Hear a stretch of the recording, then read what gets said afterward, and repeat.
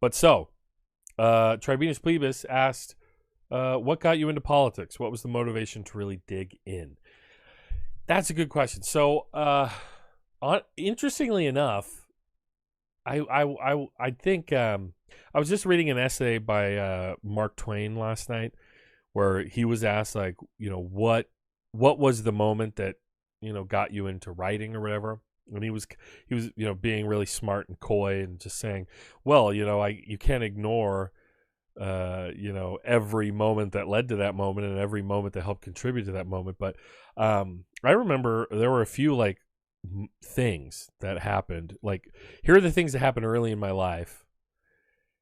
One of them was 9/11. We've been talking about 9/11. 9/11 happened when I was in like 7th or 8th grade here in California. I remembered I stayed home. I was woken up by my dad yelling up the stairs to my mom, like cussing and like, these mother effers, I can't effing believe it. And I like woke up. I was like, what's going on? And he was like, oh, like he was hit by the weird. I have to explain to my son, like, there's this thing going on. And he's like, well, we're under attack. The country's under attack or something. And I was like, or should I be worried? He's like, yeah, it's in New York. We're going to be fine, but some stuff's happening. I was like, okay. And so then, being, the lazy kid I was, I manipulated the situation to say, oh, Dad, I don't feel well. I don't want to go to school. And he's like, whatever, man, just whatever. Yeah, it's fine. He's like, got bigger things on his mind, And so I stayed home with my wonderful Scottish grandmother who had Alzheimer's at the time, or had onset of dementia and Alzheimer's, poor thing. And we were just watching the news, and we were watching the towers go down. And she kept turning to me repeatedly and saying, like, Joseph, what's happening? Like, what is this? Like, and then I would just be like, Grandma, it's this weird attack. We're under attack. And then she would, oh, okay. And then we just sit there and watch. And then, slowly she would, like her shoulders would raise and she would crane her neck, and she had forgotten what was happening and she was realizing something was happening again, and I have to explain it again. But I remember the next day in school, one of our teachers, an English teacher, really nice lady, was talking to us all, and she said, listen, guys, stuff's going to change and stuff's going to happen because of this. You guys need to be prepared. That, yeah, like the country is going to change. Things are going to happen now, and it may affect your lives. And I remember like several kids in class started crying, like burst out in tears. And I don't think, to a lot of us, it was just another thing that happened on TV, and it was weird and it was scary. But I think what freaked a lot of people out in that moment was that this teacher was talking to us like adults, and she was being real with us for a second. And that was scary and intimidating. And it was like, in junior high, you're still very much a kid, but then you see some real shit go down on the news, and then a teacher is even more, gets real about it with you. It was intimidating. It was overwhelming for some. A year or two, like not long after that, I was in summer vacation, and I was hanging out with a friend of mine who had moved from California to Texas, back where his family originally was from. And so we're sitting here in Texas, and it's funny because I was learning about a lot of things. Like, his family had sold their house in California, and they were renting a giant house in Texas, and then they were having an even gianter house built for them not far off.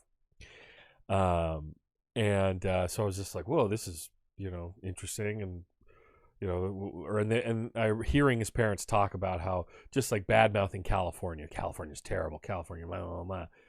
Look at everything we can have here. And our house was so small in California. Their house was not small in California either. They had like 4 or 5 kids, comfortable. So we're sitting there and we're watching late night. It might have been Jay Leno or one of the other guys, and they had on Arnold Schwarzenegger. Hold on, before I get to this story, let me read this comment from Sean, Tribunus Plebis Media. Go like and subscribe, guys. Tribunus Plebis Media. 9/11 was a starting point for me as well. I imagine this is a common story for people our age. Yeah. Then the Patriot Act really got me to start really paying attention. And then Occupy was a turbo booster. Yeah. Jay, California. Yeah, exactly. Yeah. We have our own type of neoliberal hell escape going on here. It ain't that commie. Oh, they charge taxes here. Oh my god. Now, so I'm sitting there. We're watching late night, and who comes on to announce his candidacy for the governorship of California? But Arnold Schwarzenegger, right? And good job, Jay. Good job. He subbed to Tribunus Plebis. And so I remember, like, whoever it was asking him, like, oh, why are you running as a Republican? And he's like, well, I told you, the Republican Party and Ronald Reagan and blah, blah, blah, blah. All of that, right? He starts talking about it. And I remember I'm just like this naive junior high kid. And my parents were the kind where they didn't talk to me about this stuff. They didn't tell me what I was, right? They didn't tell me we're Democrats. They didn't say we're Christians. No, they never did any of that. They took me to this hippie church, and they were like, yeah, whatever, man, believe whatever you want. Who cares? So my friend's mom, these are Texans, and yes, they're Republicans. And Arnie talks about, I'm going to run for the governorship of California, and you Republican. And so I said, hey, what's the difference between a Democrat and a Republican? I asked my friend's mom this. And this literally was her, like, I'm explaining this to a kid, and first thing he's ever going to hear about this, maybe. Here's how I'm going to explain it. She literally said, okay, Democrats and Republicans, the Democrats want to take your money, and Republicans want you to keep the money that you earn. And I have to tell you, in that moment, right, I immediately thought, well, that's really, wait, what? And she's like, well, taxes. Talk about taxes. I was like, okay. And I had to think, like, well, that is very easy for you to say when you just sold a big-ass house in California and came out here and you're renting a big-ass house and you haven't even an even bigger-ass house getting built for you and you're complaining about taxes. It seems like you're doing quite well. You have quite a lot. And you're complaining about whatever taxes when, I mean, I think I was aware that my mom at the time worked on the Air Force Base here in California on the Central Coast, Vandenberg. And so I kind of had this idea of like, well, she works like kind of for the government. She was a contractor through a company, but it was like, it's, working on an Air Force base, right?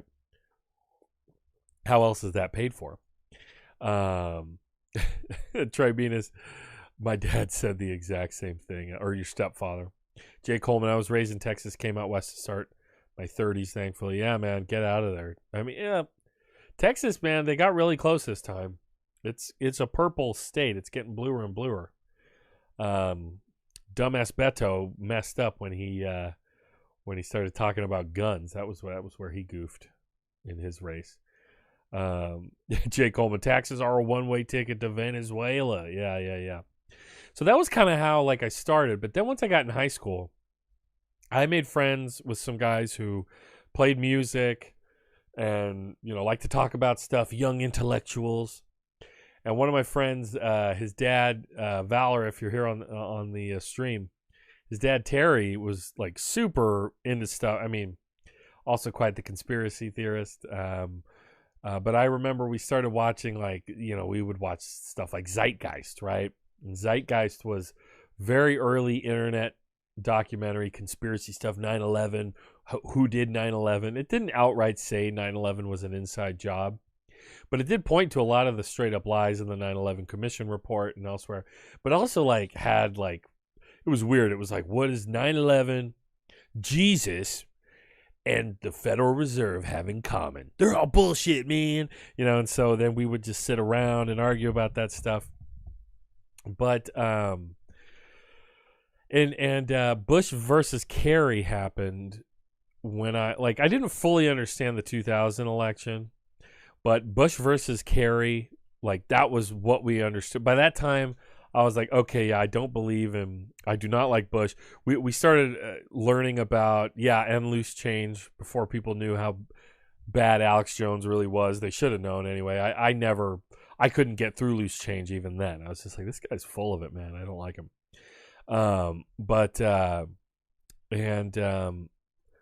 Where was I? So we were watching all these documentaries. Oh, and then 2004 happened. And we were aware of the Patriot Act, and we were aware of what was going on.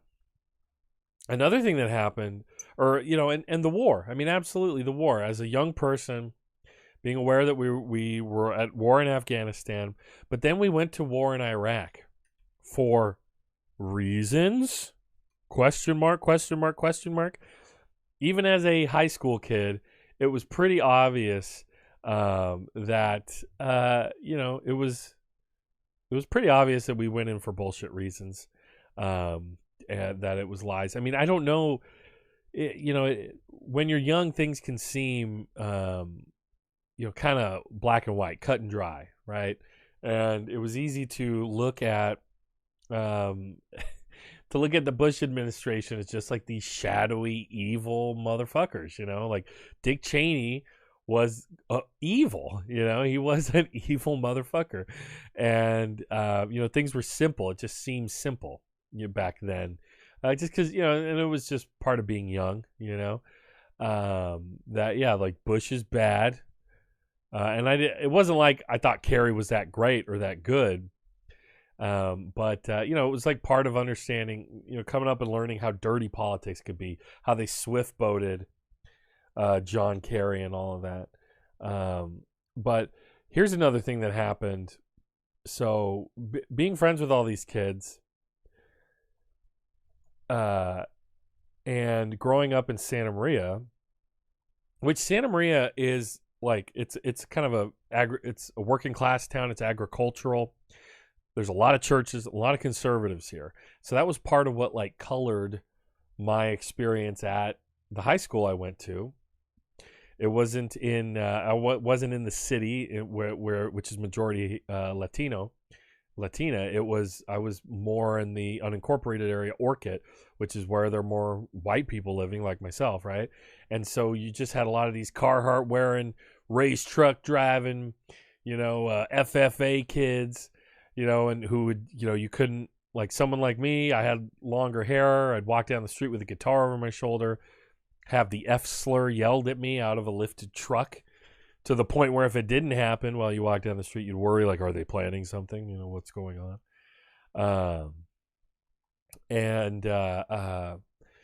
But this was in Santa Maria, California. I mean, Orchid is part of the Santa Maria Valley. It's just the unincorporated part of it. And what happened in Santa Maria at that time? Does anybody remember what? But check this out, guys. In Santa Maria, California, at this time, this is the mid 2000s or whatever, 2005, just after the election, Michael Jackson went on trial again for alleged molestation. I won't get into whether or not I think whatever. That's another snake pit I could step into, rabbit hole to go down. But we recognized, me and my friends and my friend's dad and others, there was a small left anti-war contingent here in the community. They would even show documentaries and whatnot. And we recognized, hey, there's going to be literally worldwide media at the Jackson trial. So we decided, fuck it, let's get our signs, let's protest the war. This is in 2005. And so here's on Getty Images. You could pay to get this photo. But this is hilarious, man. To me, it's hilarious. That right there is my brother, James Payne. That right there is my longtime friend Champion. His brother Valor, his dad Terry is the ones that's talking about, the McConnells. The good McConnells, not like Mitch McConnell. Trying to see, I can't recognize. Oh, I'm trying to remember who that was. There were a bunch of people, so there's obviously media here. But then this cop right here, his name was Herrick. I think you could maybe see his...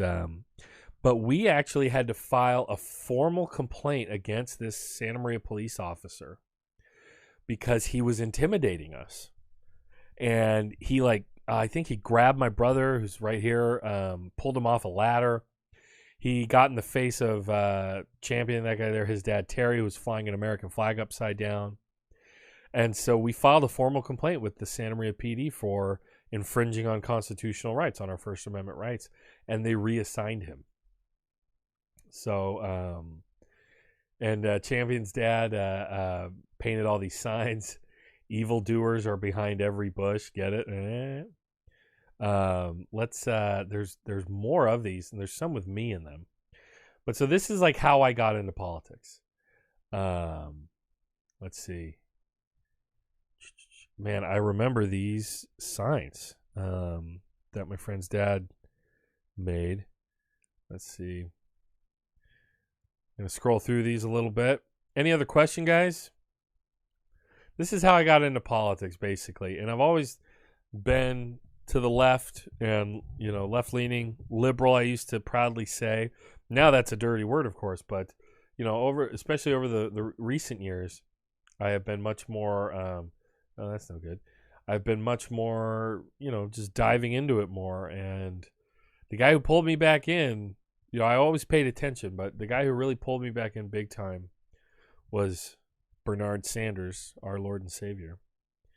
Let me see. See if there's more if I do that.